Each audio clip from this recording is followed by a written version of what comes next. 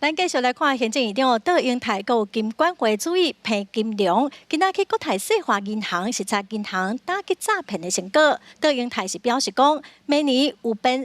73亿预算，要来防止诈骗哦。另外，针对新公金并购案，金管会嘛表示讲，中信金已经报警了，利息就会知影结果。想请问一下，今天领这笔款项的用途是什么呢？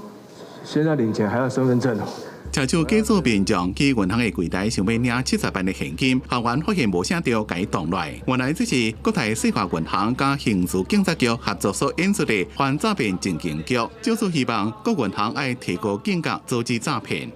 被锁控的账户有高达90%在之后变成警示账户或其他不法可疑账户，让诈团无法操控这些账户。因为国内直连发生金融诈骗的案件，行政院长杜英泰加金管会主委彭金龙，昨日到国泰世华银行视察银行业者安怎透过联防机制成功阻挡诈骗。杜英泰表示，中央政府明年已经编73亿的预算要打击诈骗，以后打击诈骗需要建立生态系。因那银行业者是以 AI 建造诈骗侦测模组，强化预警系统，同时升级卡片的安全锁，防止互人盗入。而最近若是金融诈骗的案件需要注意，台新金加中信金拢要抢新公金，金管会态度正关键。如果循公开收购，那就是依照金融控股公司法